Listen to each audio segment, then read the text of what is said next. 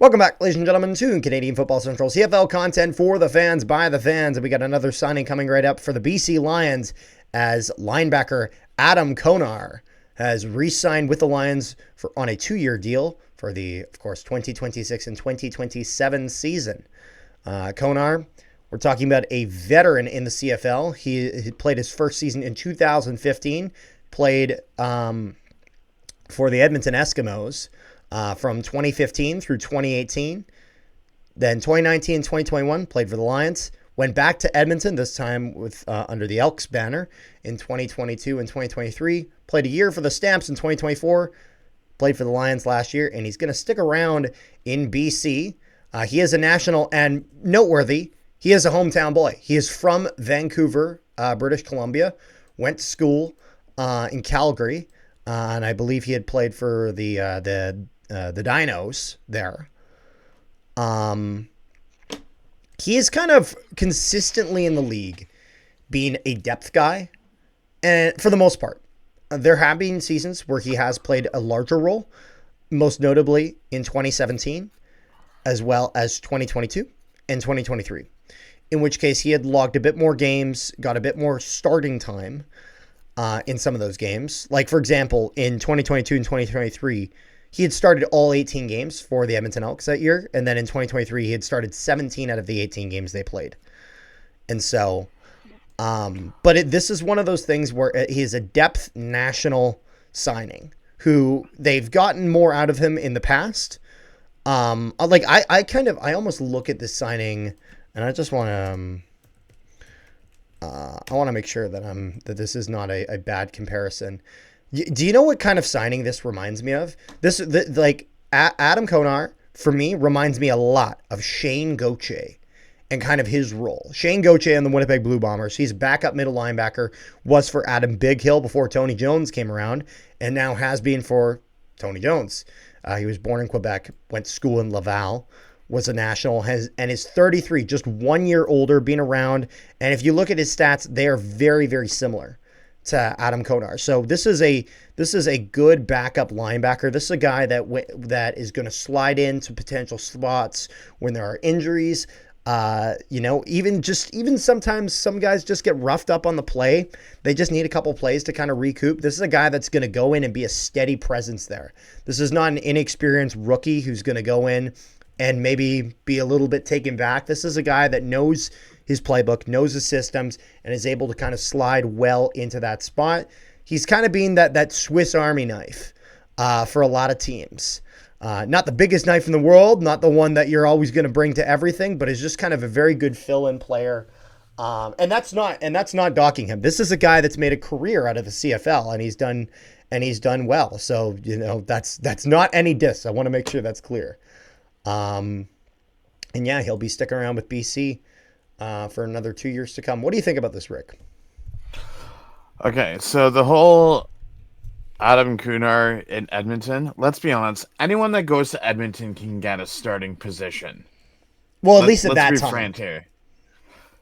But I mean, depending on the position now, even that position now, depending on what position is, you can still get a to be fair, position. 2022, 2023 Edmonton Elks were a pretty hopeless team in the sense of in the sense of that team wasn't going anywhere, and it was pretty well known that team wasn't going anywhere. They were in the shit. At least now there's hope in Edmonton. There's genuine hope in Edmonton. There's genuine hope that they can turn it around because they've made strides to put it, you know what it is? This is not the Buffalo Sabres team can they maybe make the playoffs this year? Are they close? This is the Buffalo Sabres. That was the Buffalo Sabres team that would start the season knowing they're not making the playoffs. You know what I mean? At that point, they didn't need to play a single game to know exactly where they stood. But that was them then. They've gotten a lot better since then. And that is worthy of note. But that was a season where Adam Konar had gotten a decent amount of time. But I think that this move is good for the Lions for a few reasons. Firstly, everything I already mentioned. But then the other thing is that, Rick.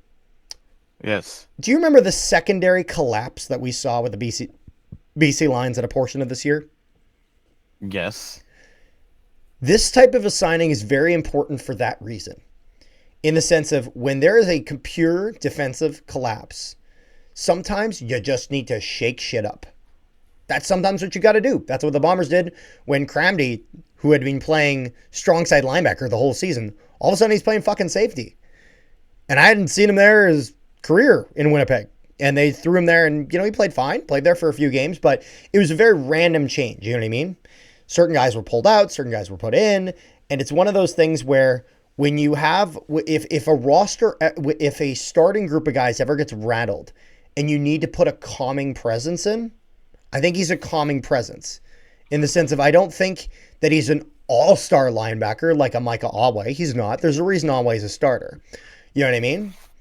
But I think it's one of those things where if shit hits the fan and you need a guy that's going to be a serviceable replacement who's going to go in and do his job well and make sure he doesn't be at fault for blowing the game open, he'll do well there.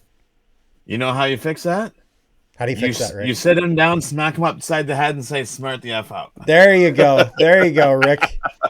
That's right. If any CFL teams are watching and you need to hire a special motivator, let's do the Rick motivation.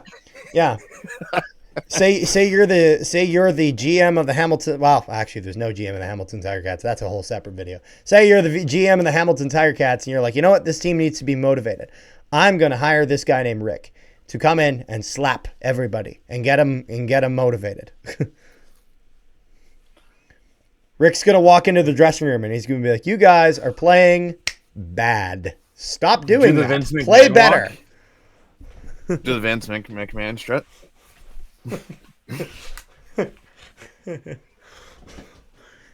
With no chance in hell. Rick would just walk up right to like Tommy Condell and you're fired. Well, Tommy Condell wouldn't be in Hamilton because he was never hired back. Well, maybe the Bombers will have to hire you if they hire Tommy Condell. Hey, listen, it wasn't that much longer after I said enjoy the unemployment line that he's actually enjoying the unemployment line. But except for this time, he's getting paid by Ottawa while he's sitting at home. Is there anything else that we got to talk about with this video, Rick? I'm like, we're getting a little off topic. Well, thank you guys so much for tuning into this bit of a crazy video. Make sure you guys leave a like on the video, share it around, and subscribe if you haven't already. Also, if you haven't, make sure you guys join our Discord. Link in the description below to our Discord, where we discuss all things CFL, NHL, all sorts of sports stuff. So make sure you guys go there and keep the conversation going. Thank you guys so much for tuning into this video. Peace, love, and positivity to all you wonderful people at home. And we will see you guys next time.